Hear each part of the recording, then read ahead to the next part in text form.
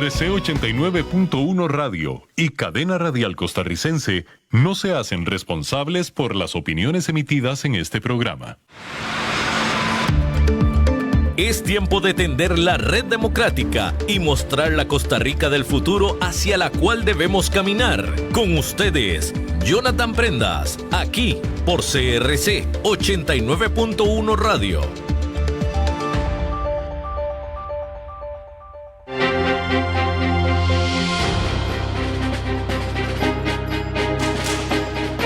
Saludos, ¿qué tal? Muy buenos días tengan todos ustedes. Bienvenidos a una nueva emisión de Red Democrática, el programa que suma voces, perspectivas y sobre todo soluciones para poder generar las acciones correspondientes para poder tener un mejor país hoy y para poder sembrar la buena semilla que germine en un mañana de bienestar para nuestra vida y también para nuestros hijos y nuestros nietos. El día de hoy, como ya es costumbre, tenemos invitados especiales para analizar un área específica del acontecer nacional, en este caso la diplomacia, las relaciones internacionales de Costa Rica, cómo están, de dónde venimos, dónde deberíamos de estar y para dónde tenemos que apuntar con en un escenario internacional muy volátil, muy inestable, muy complejo. No solo está en el tema de Rusia contra Ucrania, que aunque están muy largo para unos, la realidad nacional es que impacta directamente, ya sea en comercio, incluso en la parte de la diplomatura para nosotros. Y por supuesto también todo lo que es el vecindario que está en constante elección presidencial en este y el próximo año. Y es una recomposición en el ajedrez geopolítico bastante interesante. Cómo nos afecta el canal de Panamá, que tiene problemas para poder transportar los buques que tienen que pasar por ahí, cómo deberíamos estarnos comportando. Es decir, cuando hablamos de relaciones internacionales, hablamos de un escenario totalmente abierto y dispuesto a generar soluciones muy complejas y muy detalladas. Para eso vamos a tener la cordial visita al día de hoy de un ex canciller de la República, de una persona que sabe muy bien cómo se manejan las relaciones internacionales, don Manuel González, al quien le damos la muy cordial bienvenida. Muchas gracias, don Jonathan. Un placer estar acá en su programa y saludar a todos los que nos siguen o lo siguen en este programa. Muy buenos días y muchas gracias por la invitación. Muchas gracias a usted, don Manuel. Y no solo estamos en 89.1 para todo el país, sino también en redes sociales, @CRC89.1 Radio, @Red Democrática, @Jonathan Prendas, @Francisco Prendas, porque aquí lo que queremos es difundir lo más posible el mensaje después de terminar el programa. En el canal de YouTube de Red Democrática va a estar íntegro el programa para poderlo compartir. Don Manuel, ¿cómo está Costa Rica? Internacionalmente, ¿cómo nos ven? ¿Cómo está nuestro prestigio después de tantas cosas que han estado pasando en el acontecer internacional? Bueno, Costa Rica tiene una gran ventaja frente a muchos otros países, y es que el solo nombre de nuestro país ya abre muchas puertas. Costa Rica se ha consolidado, se ha posicionado muy bien en la arena internacional como un país que se le reconoce seriedad, estabilidad, aportes, ideas, participación en los organismos multilaterales, y eso ayuda mucho a cimentar y a desarrollar la política exterior del país, que yo la llamo más bien acción exterior, porque la política, bien entendida la palabra política, pues está bastante definida en nuestros pilares fundamentales de la diplomacia costarricense, a favor de la democracia, en contra de las armas, a favor del medio ambiente, a favor de los derechos humanos. En fin, hay una serie de pilares que poco a poco se han ido consolidando como las bases de nuestro accionar en el exterior, en las relaciones internacionales. Y yo diría que es una de las pocas áreas en las que tenemos una política de Estado.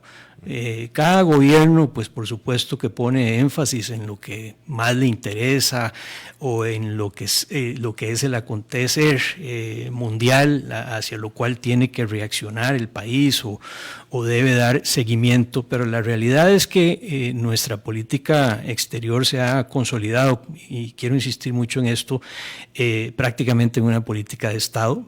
¿Por qué? Porque también hay principios constitucionales muy arraigados que forman nuestra idiosincrasia, nuestra manera de ser, que dan la guía para el ejercicio y la materialización de esa política, que tenemos que recordar que la definición y la ejecución de la política exterior en Costa Rica recae directamente en el Poder Ejecutivo, representado por el Presidente de la República y el Ministro de Relaciones Exteriores o Canciller, como lo conocemos.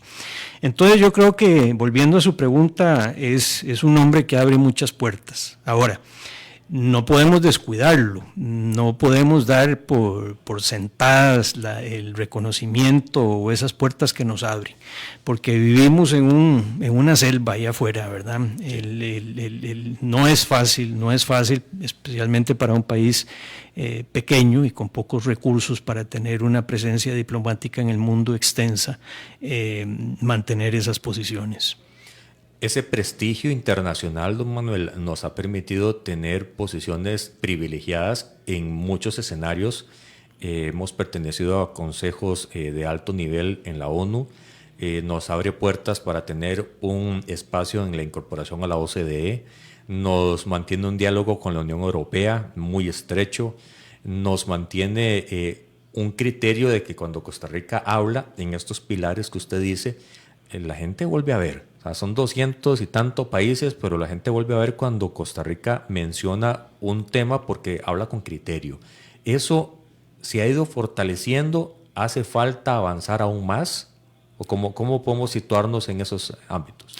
Mire, yo diría que es una situación de constante, que requiere constante atención, si se quiere, de constante peligro en el entorno internacional, perder la credibilidad por parte de un país. Cuesta mucho lograrla y perderla es un instante. Bueno, lograrla significa mucha consistencia, mucho machacar, mucho consistencia en las políticas que se tengan, y efectivamente el mundo está tan interrelacionado que una desatención o una falla, un desviamiento de lo que ha sido nuestra consistencia en materia de relaciones internacionales tiene un alto precio.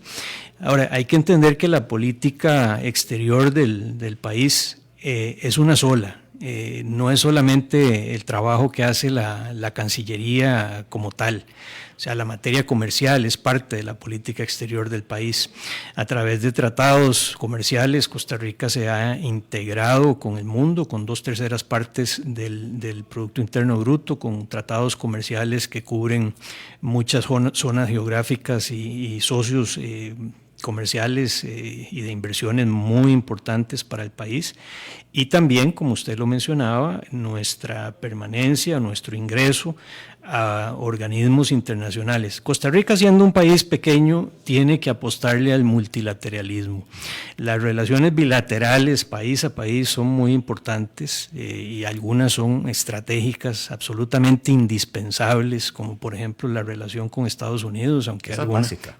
Es fundamental. Y los números hablan, dejemos de lado historia o temas ideológicos, los números hablan. Estados Unidos es nuestra principal fuente de inversión extranjera hacia el país, es la principal fuente de turismo y es nuestro principal socio comercial. Entonces es una relación a la que hay que ponerle muchísimo cuidado, muchísima atención.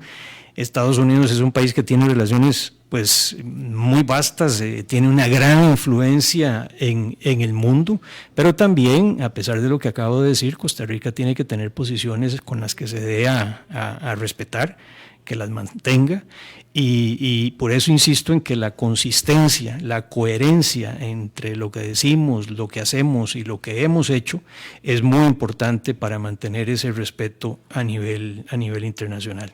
¿Qué elementos pueden hacernos perder posición internacional en el actual escenario geopolítico? Mire, el primero es el descuido, ¿verdad? El descuido pasa por muchos matices.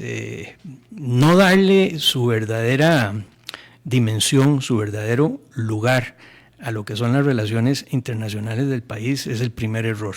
¿A qué voy con esto? Cuando se habla de presupuestos, todos tomando notas que lo pueden interpretar las cosas de una manera inadecuada.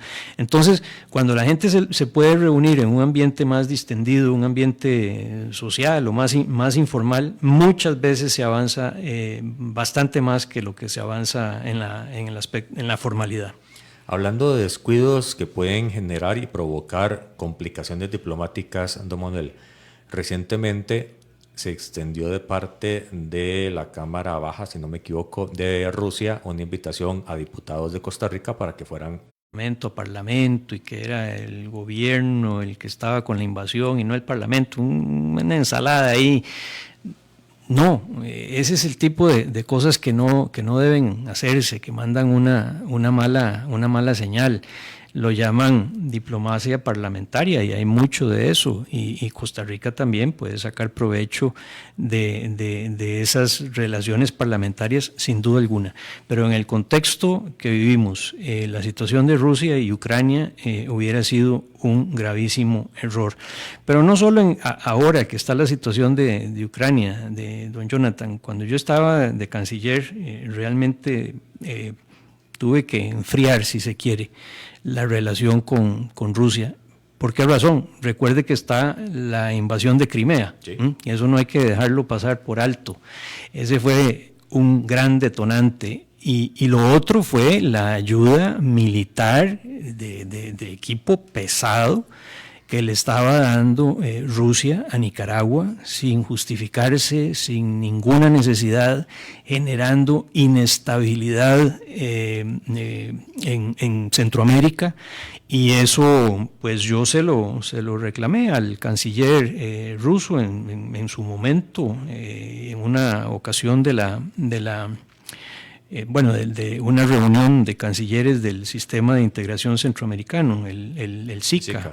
En el que él asistió, y todos los demás ministros pues le rendían pleitesía y decían solo cosas buenas y todo muy bonito, y sí, ha habido cosas muy buenas en la relación con Rusia, pero yo no pude dejar de señalar especialmente esos dos temas, y eran que se presentaban en ese momento y eran temas álgidos, pero hay que decirlo diplomáticamente si se quiere, pero es que la diplomacia no es hipocresía y no es pelarle el diente a todo el mundo. Mensajes claros. Es decir las cosas. Yo creo en una cosa que llamo, y tal vez era un error, no sé, en la diplomacia directa. Hay que decir las cosas respetuosamente, pero de manera clara y directa.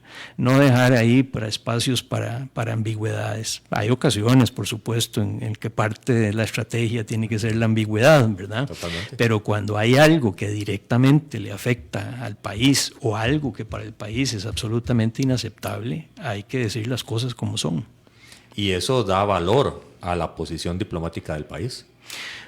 Por supuesto, eso genera respeto, y le pongo esta misma anécdota. Después de que tuve esa intervención en el seno del SICA, pues hubo un almuerzo, y el canciller solamente a mí me habló con nombre, tocándome ciertos puntos de la relación entre Costa Rica, porque él se dio cuenta de que lo demás era... Estaban jugando. Sí, estar de brocha, como decimos. Y no, eso genera respeto en la medida en que las cosas se digan bien y se digan de manera fundamentada, no caprichosamente, ¿verdad? Don Manuel, ¿cómo podemos entender en este momento en el país los estiras y encoges entre Estados Unidos y China en beneficio o en perjuicio para lo que nosotros hacemos comercial y diplomáticamente? Mire, en mi momento, que fue lo que yo viví, nosotros más bien tratamos de sacar ventaja. Era sano. sacar ventaja de ese recelo que ya empezaba a existir entre los dos países, ¿no? Nosotros teníamos y tenemos buenas relaciones con ambos, y entonces pues no podíamos dejar la oportunidad de profundizar programas de cooperación, por ejemplo, con China. Y muchas veces lo que avanzábamos con China, entonces Estados Unidos lo veía y también nos ponía atención y decía, bueno, yo también les puedo ayudar en ese programa. ¿Qué tan importantes somos para ambos? Bueno, yo diría que en el área centroamericana absolutamente indispensables. Somos el país de mayor estabilidad y de mayor esos criterios, ¿verdad? China está dispuesto a entrar en negociaciones y en cooperación estratégicas con cualquier país, independientemente de estas categorizaciones que, número uno, son abominables, segundo, son obsoletas, y tercero, pues lo que hay detrás, como le digo, de ese propósito no es el más transparente ni el más sano, y evidentemente no es el más conveniente para países como el nuestro. Entonces ahorita deberíamos de tener mucho cuidado en la relación con ambos, pero también avanzar con ambos. Por supuesto, y no limitarnos. Mire, y le pongo otra anécdota. Cuando yo fui ministro de Comercio Exterior, que todavía teníamos relación con Taiwán, como me correspondía ser presidente de la promotora de comercio exterior de Procomer, impulsé que se firmara un convenio con una agencia de promoción de comercio en China.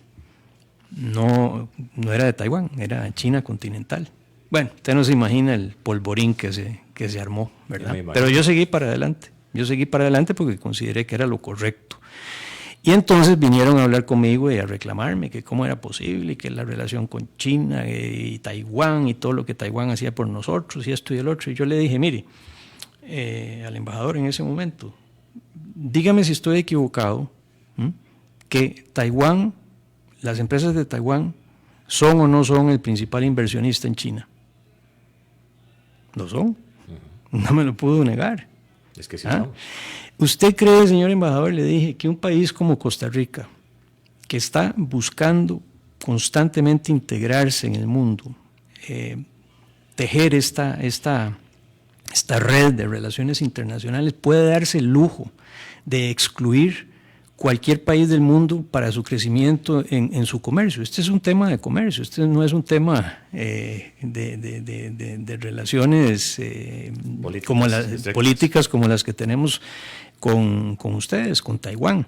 Claro, por supuesto, yo entendía la reacción. Yo le dije, el mercado de Costa Rica es el mundo, no podemos obviar ningún país, y menos lo implícito estaba ahí, menos un país como China, y esto fue ya hace muchos años, ¿verdad? Entonces, sí, hay que jugarlo con estrategia, con claridad, qué nos sirve, qué nos conviene de uno o de otro. Y usted me puede decir, pero es que es muy interesada la posición. Sí, la diplomacia está hecha a base de intereses. Es así. Nosotros, y ahí es donde siempre está la dificultad de ese balance entre los principios y los intereses, ¿verdad? Es muy difícil en ocasiones. Bueno, pongamos el mismo ejemplo de China, pues a nivel político, que tiene en común Costa Rica con China desde el punto de vista de su manera de gobernar y de su respeto sobre ciertos temas que Costa Rica defiende. Muy poco en común, pero tenemos intereses de otro tipo que debemos avanzar y debemos sacar sanamente provecho de esas relaciones. Insisto lo que dije en aquel momento y lo digo ahora, desde el punto de vista, hay una política de Estado ya casi trazada, un camino trazado por el que es relativamente seguro transitar, no fácil, pero seguro. O sea, ese camino está hecho, no se trata de abrir nuevos trillos y de ir a cortar ahí machete para abrir caminos en la selva, ¿verdad? Que es válido y es también lo que debemos de hacer y procurar en temas que a nosotros nos interesen. ¿Por qué? Porque si uno sigue siempre con lo mismo, pues el entorno internacional termina imponiéndole a usted la agenda. Sí. Y no usted promocionando los temas que como país necesariamente le interesan. Además es necesario innovar, hacer cosas también, sí, tomar riesgos, riesgos controlados. Aquí nada está garantizado, pero uno no puede siempre seguir por la inercia que traen ciertas cosas.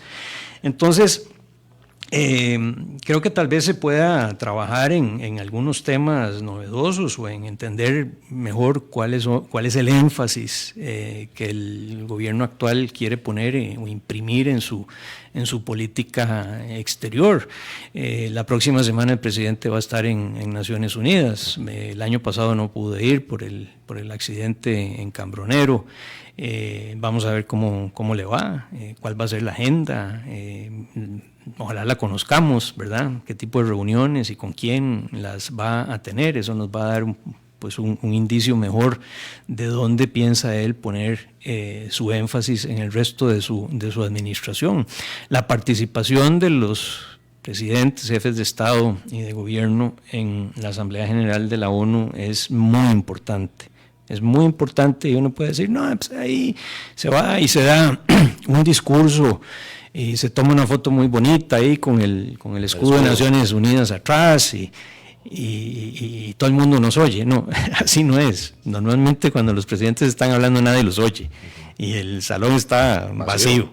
Solo uno que otro. En Estados Unidos, por supuesto, todo el mundo va a oírlo y uno que otro. ¿Por qué? Porque el tema se habla durante toda la semana. Si a usted le tocó hablar el jueves, ¿verdad? Ya mucha gente se fue, sí. Y los que quedan son los funcionarios que viven ahí en Nueva York, entonces, y además andan en un montón de comités y reuniones y tal, entonces, pues queda ahí, como decimos, queda para el archivo, esto fue lo que dije, queda constancia, pero no es que la gente vaya a poner y dar seguimiento y sacar notas de lo que el presidente de Costa Rica o de un país dijo. Lo importante es todo el acompañamiento, todo el resto del contexto que gira alrededor de eso. ¿Por qué? Porque sí es una ocasión en el año, siempre es en septiembre, la tercera semana de septiembre, donde muchísimos jefes de Estado y de gobierno van. Es la cita que no se puede perder. Así es, porque permite eso, permite conversar a nivel de ministros, con colegas, a nivel de presidentes también, con colegas, hacer reuniones bilaterales, que de otra manera implicarían visitas costosas en tiempo especialmente. Es que el costo de un viaje no es el tiquete. No es el tiquete en sí, es el tiempo que toma, ¿verdad? Y bueno, el presidente de Costa Rica, y los anteriores, pues cada vez que viaja, pues tiene que invertir o perder mucho tiempo en aeropuertos, en esperas, en escalas, el tiempo de vuelo. Entonces hay que aprovechar muy bien dónde se va y en qué contexto, o en qué momento. Y por eso la Asamblea de Naciones Unidas tiene esa gran importancia. Don Manuel, ¿qué tan complicado es nombrar a todo el cuerpo de embajadores del país? La complicación depende de la política que tenga el presidente. Es muy relacionada con los compromisos políticos, es muy relacionada con compromisos estratégicos, comerciales. ¿Cómo se mueve? Ha habido de todo. Mire, para mí el énfasis, y fue lo que nosotros tratamos de hacer, es primero tomar en cuenta a los embajadores de carrera. O sea, aquellos funcionarios de la Cancillería que han seguido todo el escalafón, que son siete peldaños para llegar al rango de embajador, y aquellos que cumplían los requisitos. Cuando digo requisitos es que, por ejemplo, ya tuvieran unos 4 o 5 años de estar en Costa Rica, que ya eso los faculta para ir nuevamente al exterior, y es muy bueno que vayan y vengan, que pasen unos años afuera y unos años en Costa Rica, porque si no hay un desarraigo de la realidad del país. Y un desarraigo internacional. Claro, exacto, y del funcionamiento propio de la Cancillería y la interacción con sus compañeros de trabajo. Lo otro, definitivamente, no tenemos, por decir un número redondo, si Costa Rica tiene 50 embajadas en el mundo, no tenemos 50 embajadores de carrera. Falta gente. Entonces, y nosotros fuimos estrictos en el sentido de nombrar embajadores a funcionarios que ya tuvieran ese rango, ¿verdad? Porque se ha dado la prioridad. Sí, se ha dado la costumbre, y en esta administración también, de nombrar como embajadores diplomáticos de carrera, pero que no tienen todavía el rango de embajador. Entonces usted es ministro consejero, pero lo conocen y, ¿verdad? Ahí empieza a jugar un poquito algunos criterios políticos, ¿verdad? Entonces dicen, no, es que es funcionario de carrera. Sí, pero no tiene todavía el rango de embajador. Entonces, ahí se empieza con un elemento, yo por lo menos lo considero un poquito que genera distorsión, porque entonces es una persona que todavía no ha completado el escalafón, que lo honran con ser embajador, pero cuando vuelve al puesto que tenía antes, al piso de abajo, ¿verdad? Pero ya fue embajador, y eso tiene, por lo menos a nivel mental, tiene su impacto, ¿verdad? Por supuesto, claro. Entonces, luego viene los que nombra el Poder Ejecutivo. Los nombramientos propiamente de un embajador los hace el Consejo de Gobierno. Sí. Obviamente a propuesta del presidente, el presidente y el canciller, depende de lo que decidan, pero fundamentalmente del presidente. Y aquí hay otra práctica que hay que tener mucho cuidado, si me permite un paréntesis.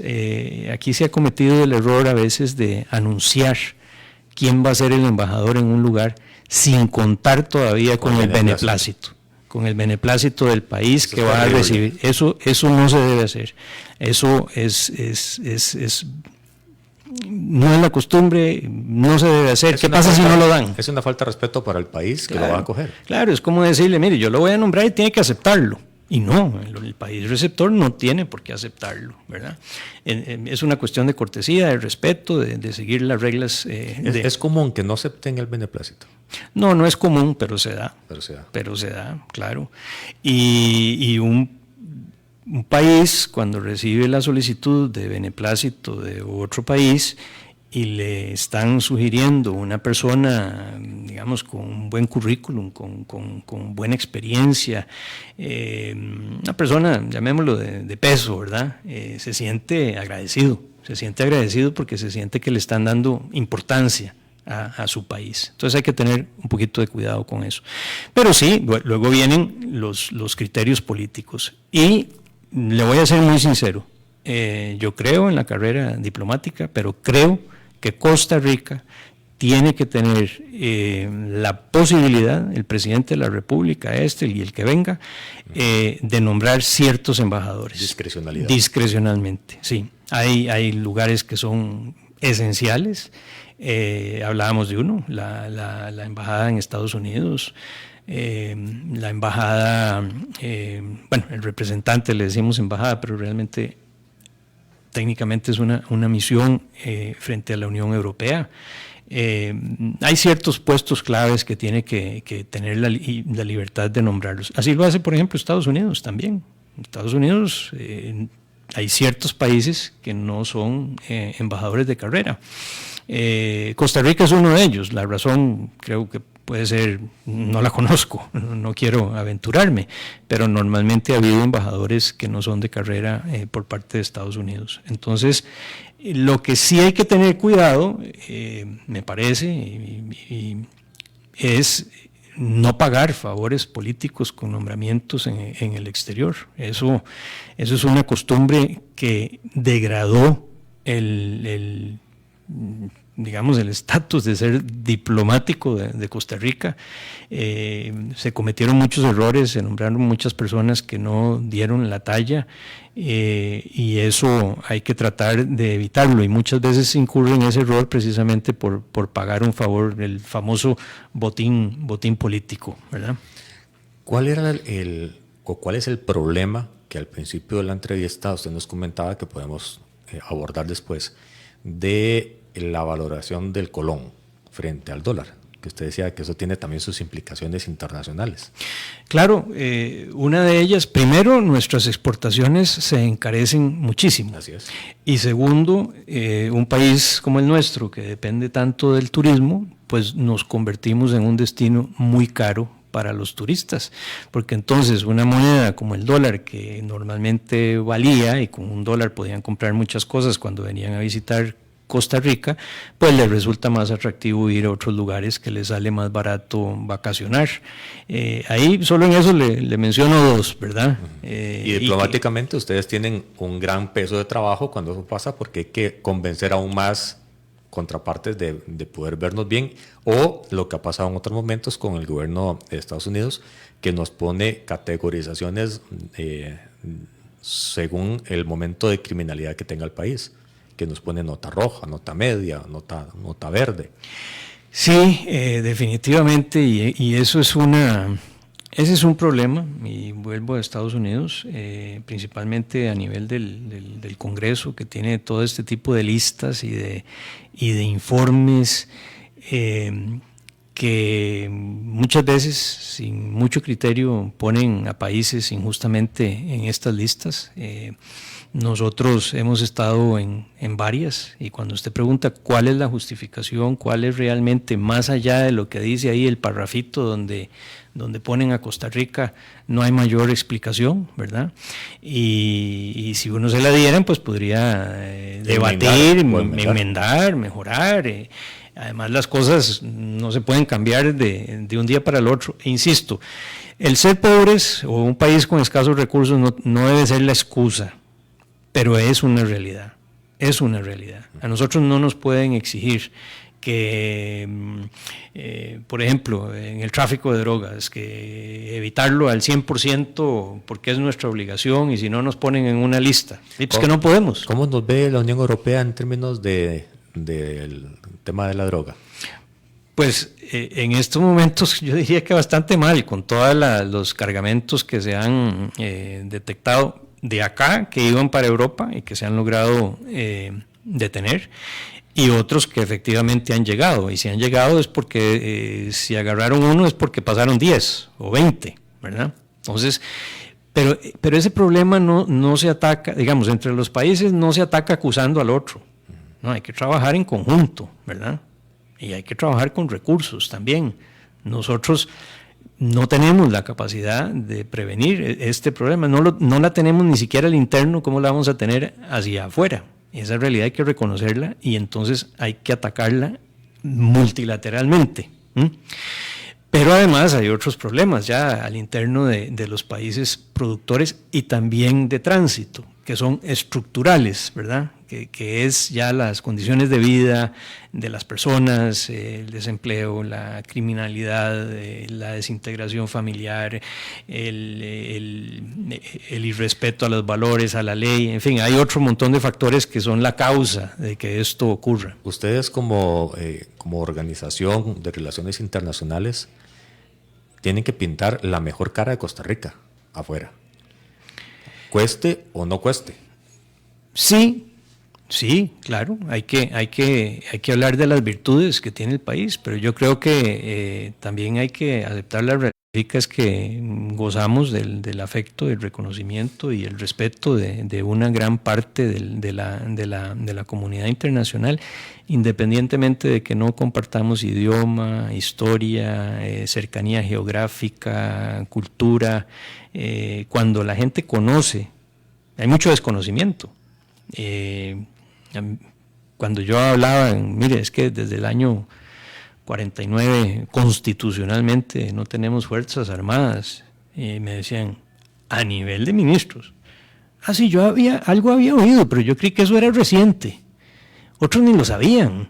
O sea, me extraña mucho que no se hayan leído la carpeta que les dan antes de la reunión, la información ¿verdad? Básica de la y eso sorprendía, y eso casi que inmediatamente generaba una empatía con el país, un reconocimiento. Pero ¿cómo? ¿Y cómo se ha sobrevivido? ¿Y cómo se defienden? Generaba interés, ¿verdad? Y eso es muy, muy importante. Volviendo a su pregunta, yo creo que gozamos del afecto y en algunos casos inclusive de la admiración de muchos países, a pesar de ser un país pequeño. Tenemos mucho y tenemos que cuidarlo, y ahí es donde uno se pregunta, ¿verdad? Si realmente lo estamos haciendo, si realmente valoramos lo que tenemos, y si realmente entendemos todos los riesgos que hay allá afuera en el mundo, ¿verdad? al que hay que salir. Uno no se puede quedar metido en la casa para tratar de evitar que algo le pase, ¿no? Don Manuel, en 2 minutos, que es lo que nos queda de programa al día de hoy, ¿cuál es el más grande dolor de cabeza que tiene la diplomacia costarricense, aparte de la plata? Que ya vemos que viene en franca rebaja. Y aparte de eso, ¿cuál es el más grande dolor de cabeza? Mire, a nivel interno, lo que llamamos la parte interna de Cancillería, hay que hacer una reforma profunda de